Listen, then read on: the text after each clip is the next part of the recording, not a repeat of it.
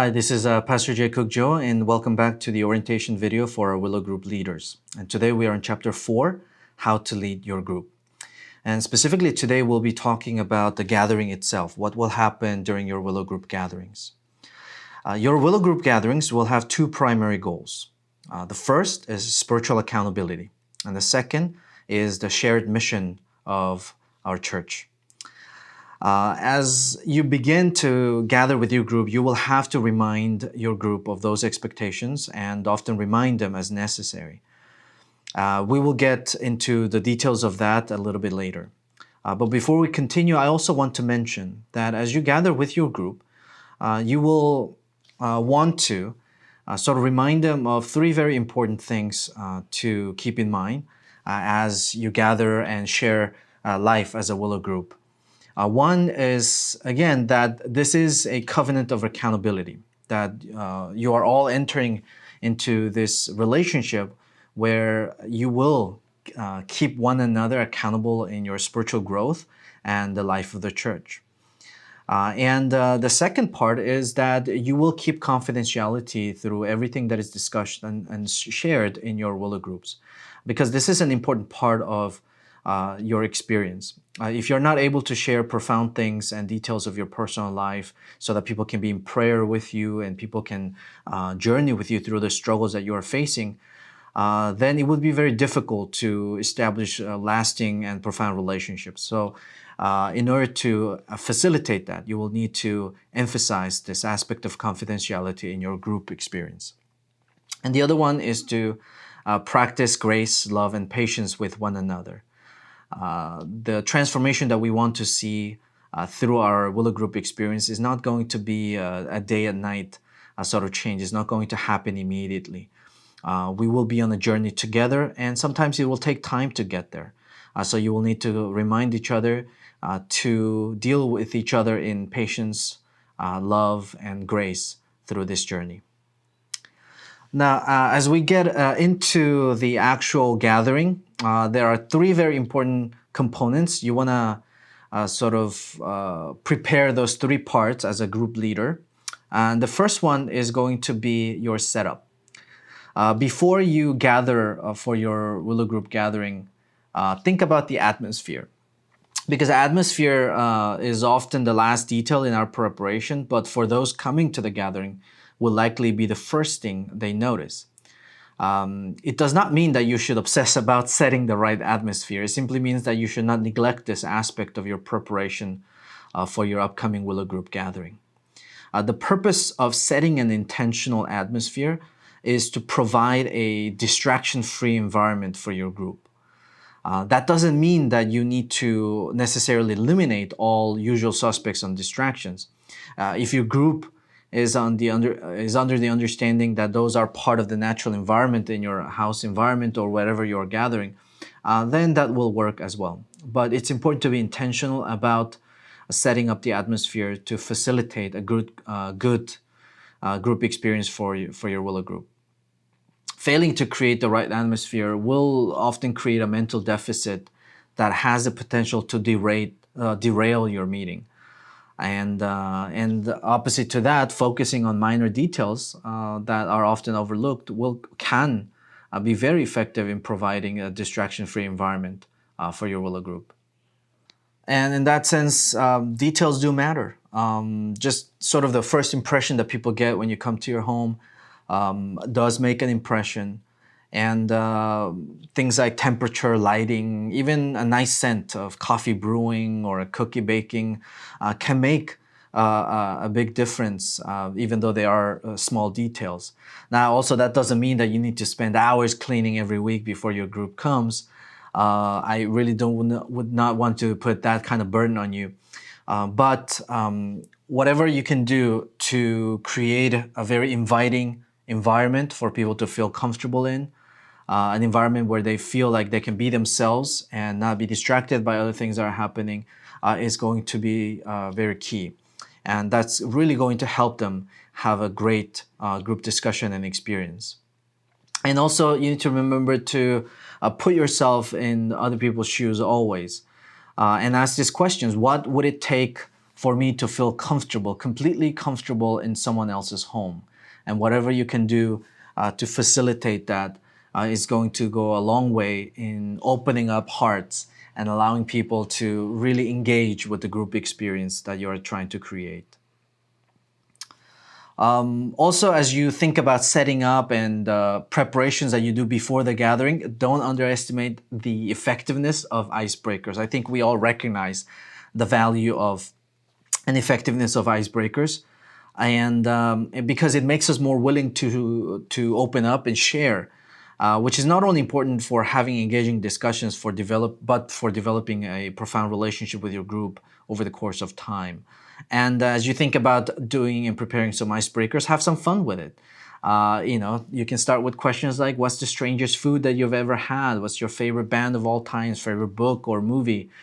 You can do 2 truths and a lie or things like that. Or recently, as I've been meeting with our youth for our confirmation classes, something that Lisa does with the group is to ask our youth to share a pow and a wow. Some of you might be familiar with that. A pow is something that did not go as planned or expected, a negative experience that you might have had. And wow is sort of a good experience, a joyful experience that, or something that you're very thankful for that went on this past week in your life. Things like that. And of course, as you continue to develop that relationship further, you can take it a step further. And icebreakers can become a little more profound. You can ask questions like, what comes to your mind when you think of the word perfect? Or you can ask questions like, who has been the most influential person in your life and why? Or even, perhaps even more profound questions like, after you die, what is the one thing you'd like to be remembered for? Things like that. And if you want to take this steps further, you can start asking some group members that feel comfortable to prepare an icebreaker question for the next gathering. Now, once you gather with your group, you're ready for the gathering. And during the gathering time, this is where you will see those 2 primary goals that we discussed in the beginning be more manifest and present in your group experience. So during the gathering, you will have a discussion based on the Sunday sermon, and you will also give each other a little bit of homework and ministry and share ministry as a group. And when it comes to the discussion and maybe some tips, I want to share some tips about how to have a great discussion, how to lead a good discussion for your group. And first thing to keep in mind when it comes to having a great discussion time in your group is to really make everything conducive to sharing. It's important to know that, if one person starts sharing, it's going to also make it easier for another person to start sharing. You do have to watch out so that not one person just completely takes over the conversation, right? So that it becomes an open sort of environment for everybody to share and contribute to the discussion. As you get into the sharing, you will have access to a sort of a questions and sharing guide that I will make each week with the sermons that are on Sundays. So that it facilitates that conversation. It will have some questions in there, some reflections and things like that, so that you can use that as a starting point for your conversation. Always remember that as you are asking those questions and as you are sort of sharing in your group, to keep things sort of open-ended so that you're not ending things with just statements, but saying that this is your perspective, this is your thought, and inviting others to kind of share their perspective and thought about the matter.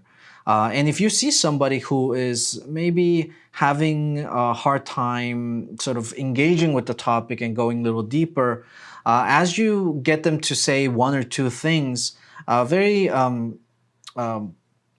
gracefully, invite them to continue to maybe explore a little bit. It's sort of the funneling idea of following up into deeper questions as people start sharing could be very helpful. And another thing to keep in mind and could be very useful and helpful is that if you notice after your first or few gatherings that people have a hard time sharing, You could talk to one person in your group that you feel comfortable talking, that you are close with, so that you have sort of a prearranged, not an answer, but a prearranged order in which people share, meaning that you share something in the beginning and then that person immediately shares something after, so that you can get sort of the ball rolling, in a matter of speaking, through the conversation. That can really help others who are less comfortable sharing to sort of tag along and jump into that conversation.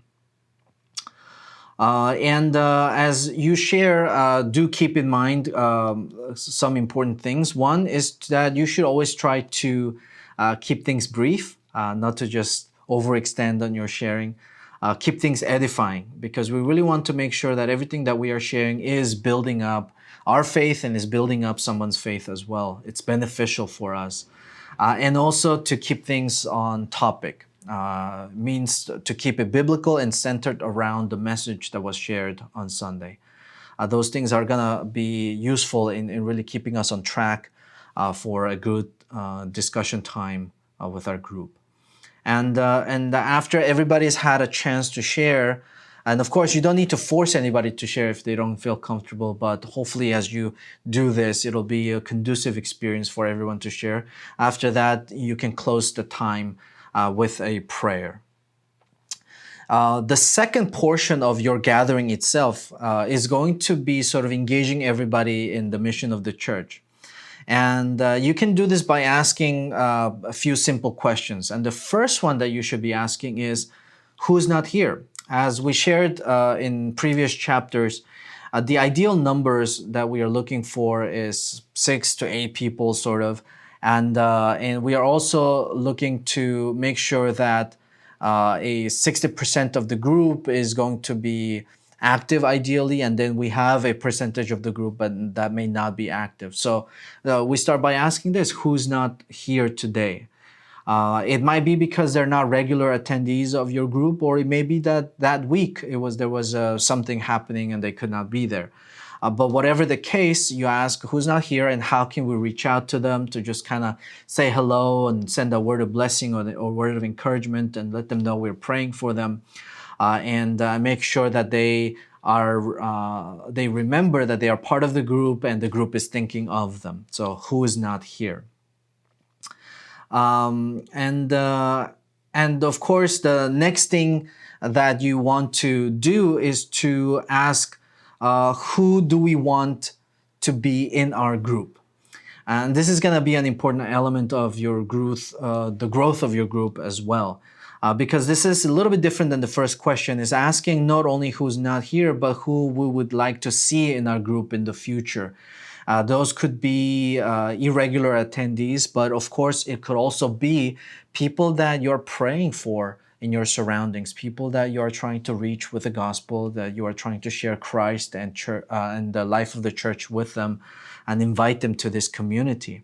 And it might not be the easiest thing to do, and at first you might not even have a good strategy on how to approach this in your life, but if you start bringing it up in your group and as you start praying together as a group, strategies might arise, inspirations might arise. And not to mention that if your group starts to pray about this person long before they come to the group, by the time they arrive, it's like a long lost or a family member that they haven't seen in such a long time, and it's going to facilitate their assimilation into a group so much better if they begin to be part of the group even before they set foot into the group, right?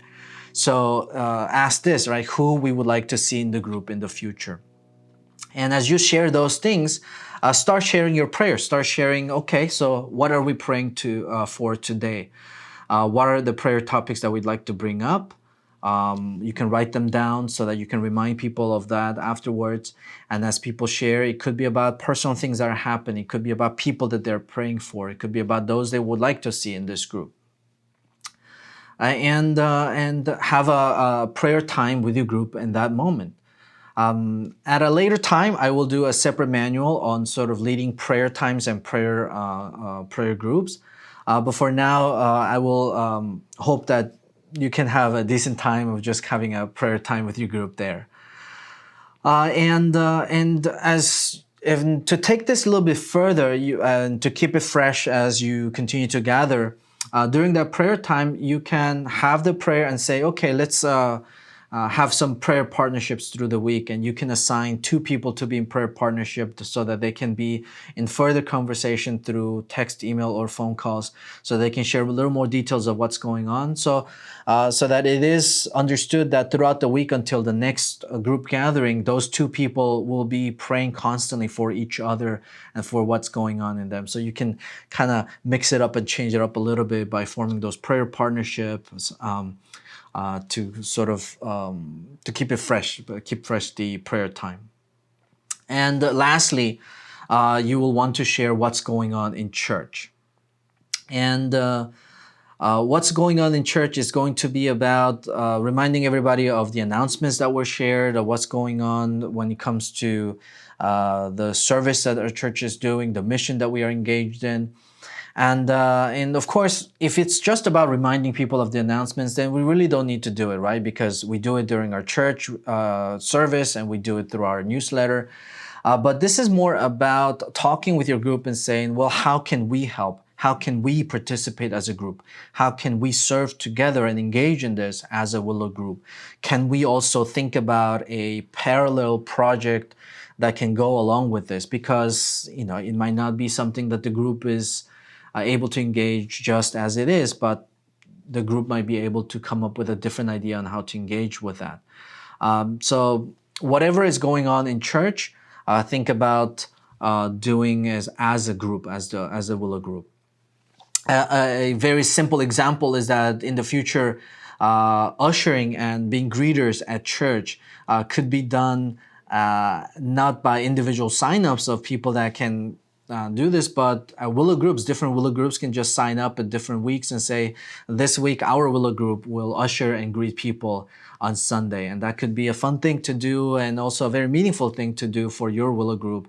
Recently we've had work days at the Casitas de Esperanza in the downtown area, projects like that have adjacent projects like making curtains and things like that could also be projects for your Willow group as well. So as you do that, sort of establish some simple ways to do some follow-ups throughout the week and remind each other of what's going on, of prayers that are happening, and projects and service that you're pursuing together as a group. And the last part that I want to share today is, again, sort of connecting with the last thing that we said, is to do follow-up. And the most important thing is going to be establishing a new and dedicated avenue of communication for your Willow group itself, whether it be by email, whether it be a group chat, whether it be even Facebook or something.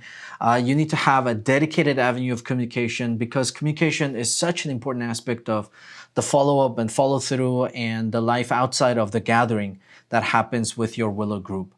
And through that, you will be reminding people of the prayers that you've shared, who are the prayer partners, and even things that you would like people to prepare or bring for the next gathering as you are sort of going through the week.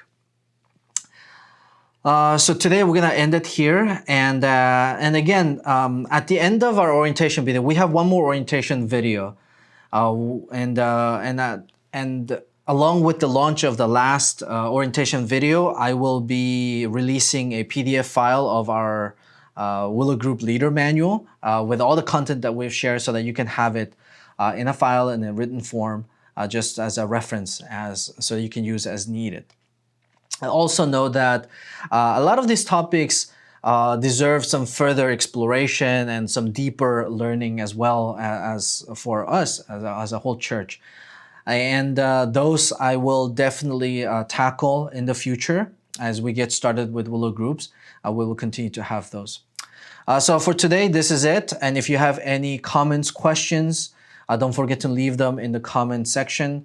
And or you can email me directly at jcook@wgumc.org. That was it for today, and I will see you in our next video. Bye.